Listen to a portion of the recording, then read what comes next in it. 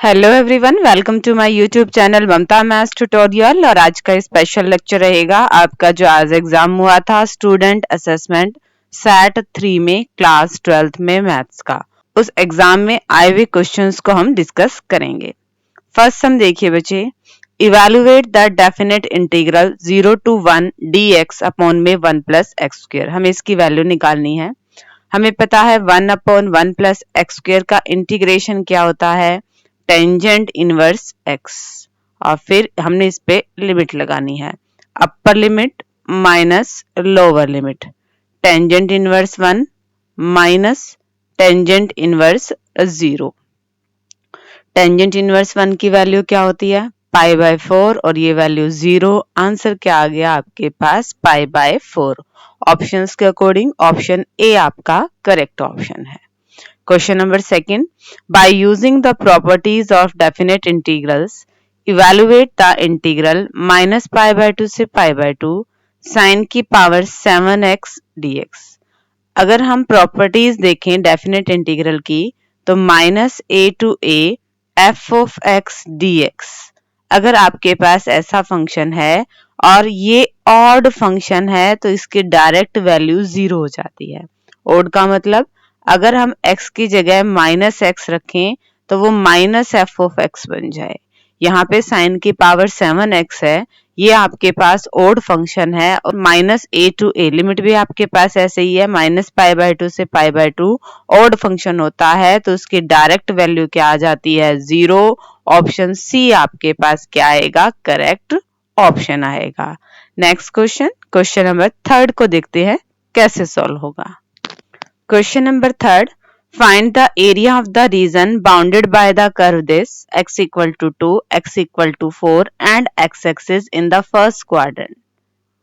First quadrant में ये x equal to 2 की वैल्यू है, ये x equal to 4 की वैल्यू है, y square equal to 9x, y के प्लस में जाए माइनस में जाए बट x आपका प्लस में है, तो ये ऐसे आपका पैराबोला बनने वाला है। ठीक है, हमें फर्स्ट क्वाड्रेंट का एरिया बताना है, मतलब हमें ये पोर्शन चाहिए। तो इस रीजन का एरिया आपके पास कैसे आएगा, integration from 2 to 4 y dx। y की वैल्यू हम यहां से निकालें, क्या आएगी, 3 रूट एक्स, 2 to 4 dx। यहाँ पे हम इंटीग्रेशन करें, x की पावर 3/2 और फिर जो नीचे डिनोमिनेटर में 3/2 जाएगा उसे क्या लिख देते हैं, 2/3। कैंसिल आउट, 2x की पावर 3/2, 2 to 4, पहले upper limit minus lower limit, 2, 4 की पावर 3/2 माइनस में 2, 2 की पावर 3/2। तो ये 4 को हम क्या लिख सकते हैं, 2 की पावर 2, ये कैंसिल आउट, 2 3 जा 8 और 8 की 2 से गुना करेंगे हम 16। यहाँ पे क्या हो सकता है, 2 की पावर 3/2, इसको लिख सकते हैं ना 2 रूट 2, और एक 2 आगे और है तो 4 रूट 2, ये आएगा। तो आंसर्स के अकॉर्डिंग हमारा ऑप्शन ए क्या है, करेक्ट ऑप्शन है। क्वेश्चन नंबर 4 को डिस्कस करते हैं अब। Question number 4, area lying between the curve y square equal to 4x and y equal to 2x is. हमें पता है ये कर्व कैसा बनेगा, हमारे पास y स्क्वायर, y प्लस में y माइनस में बट x प्लस का है तो पैराबोला बनेगा, और ये ऐसा बनेगा, y इक्वल टू 2x, ये equation of a straight line passing through the origin. हम जरा इंटरसेक्टिंग पॉइंट और निकाल लेते हैं। यहाँ पे एक तो है आपके पास y square equal to 4x, एक है y इक्वल टू 2x, ये वैल्यू इसमें रखेंगे, 2x का square equal to 4x, 4x square minus 4x equal to 0, 4x common लिया, x माइनस 1 इक्वल टू 0। यहाँ से x की वैल्यू एक तो आ रही है 1 और x की वैल्यू एक आ रही है 0, यानी कि एक तो 0 पे और एक 1 पे ये वाली लाइन इंटरसेक्ट करेगी। Area lying between the curve, हमें इस रीजन का एरिया निकालना है। तो हमारे पास लिमिट्स कहां से कहां तक आएंगी, 0 से 1, 0 से 1, y किसका, ऑफ पैराबोला का, माइनस में 0 से 1 y किसका, लाइन का। देखिए अगर हम ऐसे करके अगर इसका रीजन निकालते हैं तो ये सारा आ जाएगा, है ना, और लाइन का अगर निकालते हैं तो ये सारा आ जाएगा, बट हमें सिर्फ ये चाहिए, तो हम अपर कर्व में से लोअर कर्व के एरिया को माइनस करेंगे तभी हमारा ये वाला शेडेड रीजन आएगा। अब पैराबोला में से y की वैल्यू निकालिए, क्या आएगी, 2√x। इंटीग्रेशन करेंगे इसका 0 से 1। लाइन में से y की वैल्यू निकालिए 2x, इंटीग्रेशन करेंगे 0 से 1। 2x की पावर 3/2 और साथ में क्या आ जाएगा 2/3। यहाँ पे हम लिमिट रखेंगे 0 to 1। 2x का इंटीग्रेशन x²/2, लिमिट रखेंगे हम 0 to 1। अब यहाँ पे 1 रखें तो ये क्या बनेगा 4/3। 0 पे तो 0 ही है, माइनस में यहाँ पे 1 रखें तो क्या आएगा 1, बाकी 0। 4/3 में से 1 गया, टेकिंग एलसीएम ये क्या आया 1/3। ऑप्शंस के अकॉर्डिंग ऑप्शन डी आपका करेक्ट ऑप्शन है। ठीक है बच्चे, हमें दो कर्व दिख रहे थे, एक पैराबोला और एक लाइन का। हमने एरिया बिटवीन द कर्व्स निकालना है, इन दोनों के बीच का निकालना है, तो क्या होएगा अपर कर्व का एरिया माइनस लोअर कर्व का एरिया, दोनों से y निकाला।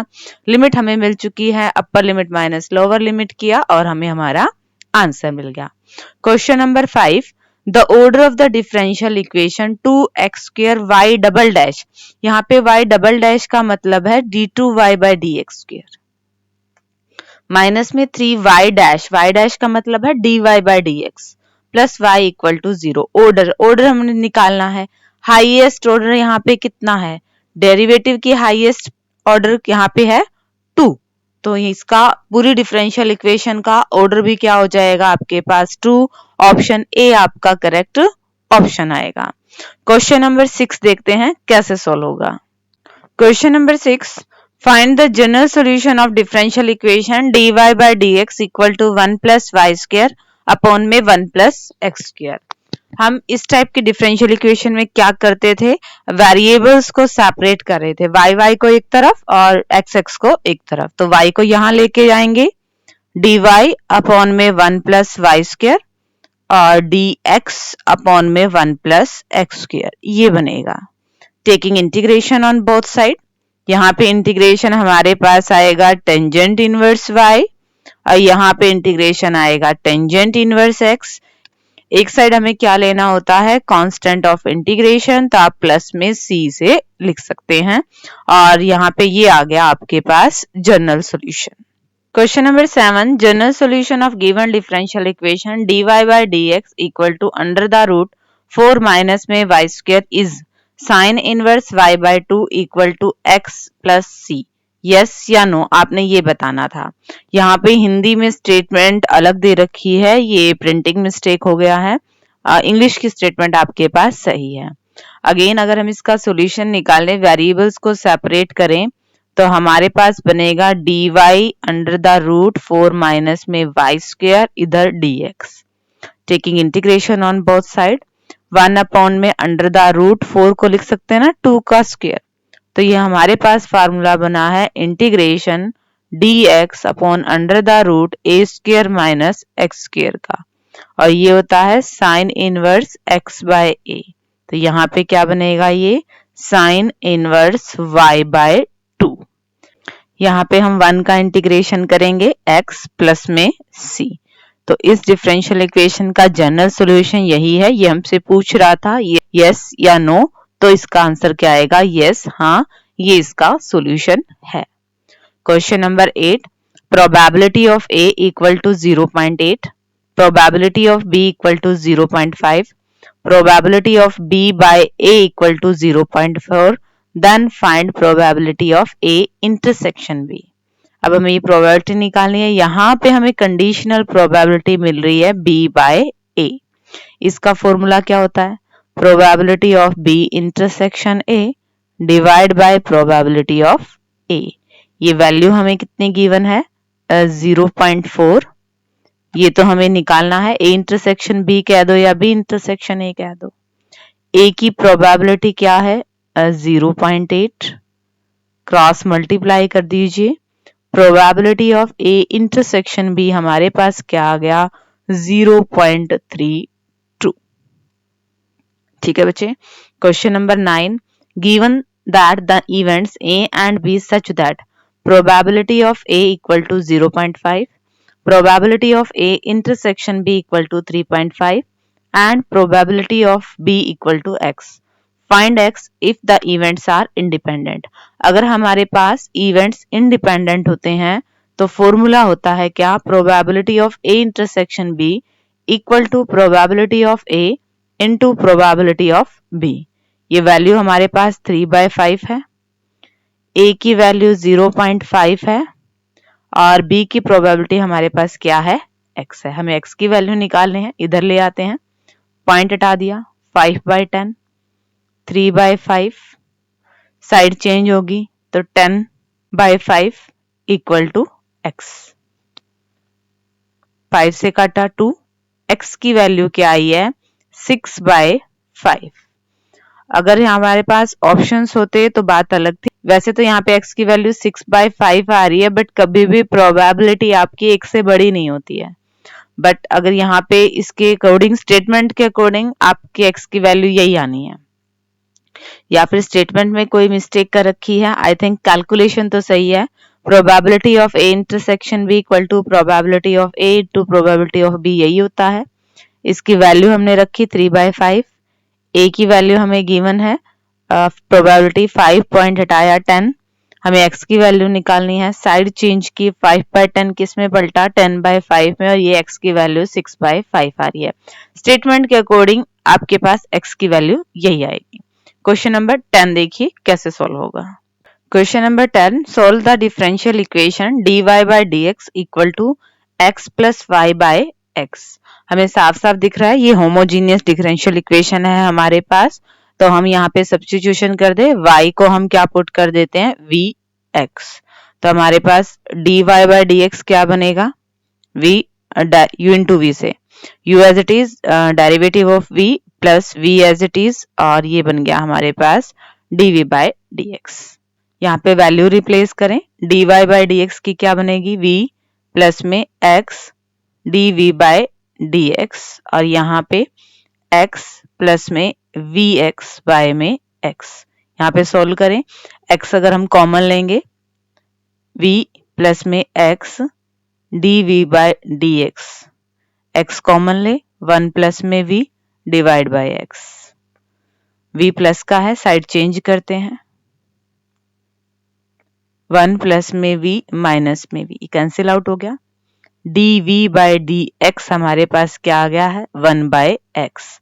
वेरिएबल्स को सेपरेट कर दे, dv यहाँ पे कुछ नहीं है 1/x dx, taking integration on both sides, यहाँ पे क्या आएगा v, और ये हमारे पास बना log x, और साथ में हम क्या ले लें कांस्टेंट ऑफ इंटीग्रेशन। v की वैल्यू को रिप्लेस करते हैं, यहाँ से v की वैल्यू क्या आएगी y/x equal to log x plus में c, या फिर लिख सकते हैं y equal to x log x plus में cx, या फिर इसको हम यहाँ पे c1 ले तो इसको c भी ले सकते हैं। ठीक है, तो ये हमारे पास सॉल्यूशन आ गया। हमने डिफरेंशियल इक्वेशन को कैसे सॉल्व किया, सब्स्टिट्यूशन किया y इक्वल टू vx में, फिर y का डेरिवेटिव निकाल के हमने dy by dx की वैल्यू निकाली, और y की वैल्यू जो एज्यूम की थी उसे चेंज कर दिया। अब फंक्शन आपका v और x में बच गया। सिंप्लीफाई करते जा रहे हैं, v को एक तरफ लेते जा रहे हैं, x को एक तरफ लेते जा रहे हैं, बिल्कुल आसान में सिंपल सा इंटीग्रेशन बन गया, जिसका हमें इंटीग्रेशन आता था, v की वैल्यू को रिप्लेस कर दिया और हमें हमारा आंसर मिल गया।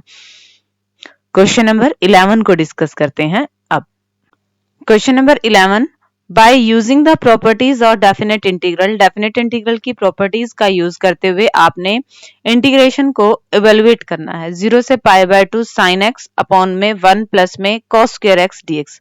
अब हमें यहाँ पे साफ साफ दिख रहा है कि cos का डेरिवेटिव साइन होता है, तो हम क्या करें पुट कर लेते हैं, cos x को t पुट कर लेते हैं, तो डेरिवेटिव करें, माइनस में sin x dx हमारे पास क्या आ गया है dt आता है। साथ में हम लिमिट्स भी चेंज कर लें। x की लिमिट्स हमारे पास 0 और π/2 है। जब x आपके पास 0 है तो t की वैल्यू क्या बनेगी, cos 0 मतलब में 1। और जब x की वैल्यू हमारे पास π/2 है तो यहाँ पे t की वैल्यू आपके पास क्या बनेगी, cos π/2, और ये वैल्यू क्या होगी आपके पास 0। तो हमारे पास ये इंटीग्रेशन कहां से कहां तक आ गया, 1 से 0 आ गया। Integration from 1 to 0, sin x dx की वैल्यू माइनस में dt अपॉन में 1 प्लस टी स्क्वायर, ये बना। बट हमारे पास डेफिनेट इंटीग्रल की एक प्रॉपर्टी होती है, अगर हम लिमिट्स को चेंज करते हैं तो इंटीग्रेशन का साइन चेंज हो जाता है। तो इसको हम क्या लिख सकते हैं, 0 to 1, 1 अपॉन में 1 प्लस टी स्क्वायर dt। अब ये माइनस में था, ये प्लस में हो गया। अब हम इसका इंटीग्रेशन कर दें, क्या आएगा, tangent inverse t 0 to 1, values रखें, tangent inverse 1 minus tangent inverse 0, तो ये वैल्यू आपके पास क्या आनी है, π/4। तो ठीक है बच्चे, देखिए किस तरह से हमने इस क्वेश्चन को किया। हमने सब्स्टिट्यूशन लगाया और साथ के साथ हमने x की लिमिट्स को t में भी चेंज कर दिया है। ठीक है, सारी लिमिट्स चेंज हो गई है। यहाँ पे हमारे पास डेफिनेट इंटीग्रल की प्रॉपर्टी लगी है। अगर लिमिट्स आपके पास b to a f of x dx है तो हम उसे चेंज कर सकते हैं minus a to b f of x dx में।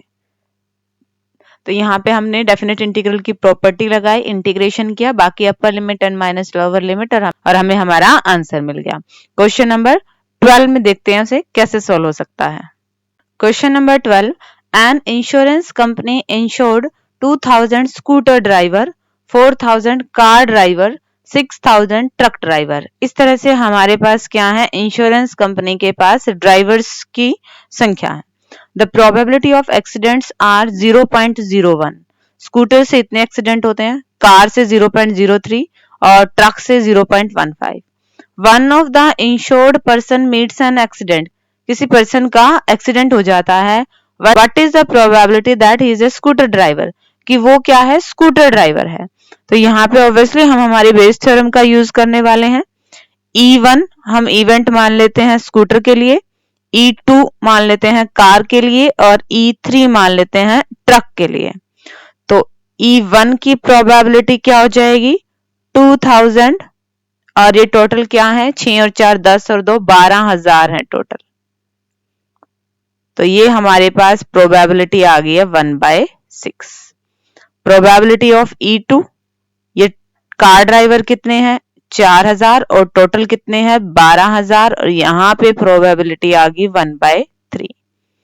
ट्रक ड्राइवर की बात करें तो ट्रक ड्राइवर हैं 6000 और टोटल हैं 12,000, और यहाँ पे प्रोबेबिलिटी क्या आ गई 1/2। अब हमने ए इवेंट मान लिया कि एक्सीडेंट होगा। एक्सीडेंट हुआ अगर हमारे पास स्कूटर है तो क्या प्रोबेबिलिटी गिवन है आपको, ये 0.01। एक्सीडेंट हुआ अगर हमारे पास कार है तो ये प्रोबेबिलिटी क्या है, 0.03। एक्सीडेंट हुआ अगर हमारे पास ट्रक है तो ये प्रोबेबिलिटी है 0.15। हमें निकालना है क्या, कि एक्सीडेंट तो हो चुका है और वो किसने किया है, चालक ने किया है, हमें ये निकालना है। तो हमारी बेस थ्योरम क्या कहती है, probability of E1 probability of A/E1, और नीचे क्या आएगा, सम सब का, probability of E1 probability of A/E1 plus probability of E2 probability of A/E2 plus probability of E3 probability of A/E3। Values रखें, ये वैल्यू क्या है आपके पास 1/6 और 0.01, नीचे 1/6 into 0.01 plus 1/3 into 0.03 plus 1/2 into में 0.15। इसको सिंप्लीफाई करें, यह हो सकता है कि ऊपर और नीचे यहाँ पे एलसीएम लेंगे तो 6 कट जाएगा और सिंप्लीफिकेशन आसान बन जाएगी। ऐसे कर लेते हैं, 0.01 और नीचे रहेगा 0.01 प्लस की 2 से मल्टीप्लाई करेंगे 0.06 और इसकी 3 से करेंगे प्लस में 0.45 ऐड करें 0.01 45 6 51 और 1 52 0.52 तो ये भी 2 के बाद पॉइंट है, ये भी 2 के बाद पॉइंट है। प्रोबेबिलिटी आ गई 1/52 और यही हमारा करेक्ट आंसर है। दोबारा देखिए बच्चे, हमें स्कूटर, कार और ट्रक ड्राइवर 3 इवेंट्स दिए हुए, हमने E1, E2, E3 मान लिया। टोटल ये 12,000 है, तीनों की हमने प्रोबेबिलिटी निकाली। अब जब स्कूटर है तो एक्सीडेंट हुआ, कार है तो एक्सीडेंट हुआ, ट्रक है तो एक्सीडेंट हुआ, ये प्रोबेबिलिटी हमें ऑलरेडी गिवन थी। हमें क्या निकालना था कि एक्सीडेंट हो चुका है, डिनोमिनेटर वाला काम हो चुका है कि वो किससे हो, E1 से हो। तो हमें निकालना था probability of E1 by A। हमने बेस थ्योरम का फॉर्मूला लगाया है, सब प्रोबेबिलिटीज की वैल्यू रिप्लेस करी हैं, रिमेनिंग कैलकुलेशन पार्ट है और हमें हमारा आंसर मिल गया। क्वेश्चन नंबर 13 देखते हैं कैसे सॉल्व होगा। Question number 13, using integration find the area of region bounded by the triangle whose vertices are -1 0 1 3 and 3 2। अब बच्चे ये आपका एक्सरसाइज 8.2 में से आया है और ये वैसे आपके पास डिलीटेड पोर्शन में है। अचानक से आपको समझाऊंगी तो ऐसे आपको समझ में भी नहीं आएगा क्योंकि 8.2 हमने की नहीं है। और जब 8.2 हम YouTube चैनल पे जरूर करेंगे इसको। अब भरोसा नहीं है कि एग्जाम में कहां से आ जाए, तो आप लोगों के लिए एक राय भी है कि आप कंप्लीट सिलेबस को कीजिएगा। ठीक है, डिलीटेड पे भरोसे मत रहिए, क्या पता एग्जामिनर कैसा सेट कर दे, तो आप कंप्लीट सिलेबस कीजिए, वो सही रहेगा। हाँ, ये आपके पास क्वेश्चन किया हुआ था, थैंक गॉड कि आपके पास ऑप्शन में दूसरा आ चुका है। By using the properties of definite integral की प्रॉपर्टी यूज करते हुए इवेलुएट द इंटीग्रल, इस इंटीग्रेशन का आपने इवेल्युएशन करना है। देखिए कैसे, 0 से π/4 log 1 प्लस टेंजेंट x। हम प्रॉपर्टी यूज करें 0 to a f of x dx, इसको हम क्या लिख सकते हैं 0 to a f of a minus x dx। तो ये क्या बन गया हमारे पास 0 से π/4 log 1 प्लस में टेंजेंट π/4 माइनस में x। अब यहां पे हम फॉर्मूला लगाते टेंजेंट x माइनस y का, 0 से π/4 log 1 प्लस में tangent x minus tangent y upon में 1 plus tangent x tangent y, ये फॉर्मूला है। अब टेंजेंट π/4 की हम वैल्यू रख सकते हैं, क्या आएगी 1 माइनस में टेंजेंट x, और यहां पे भी अगर हम इसकी वैल्यू 1 रखें तो ये बनेगा 1 प्लस में टेंजेंट x। अभी हमने इंटीग्रेशन नहीं किया, अभी जस्ट हम इसको सिंपलीफाई कर रहे हैं। यहाँ पे एलसीएम ले लें तो क्या बनेगा 0 से π/4 log डिनोमिनेटर में 1 प्लस टेंजेंट x, और यहाँ पे एलसीएम लेंगे तो देखो टेंजेंट x से टेंजेंट x कट जाएगा, 1 और 1 2 बचेगा ये x। यहाँ पे हम log की प्रॉपर्टी लगा सकते हैं, log m/n, log m minus में log n,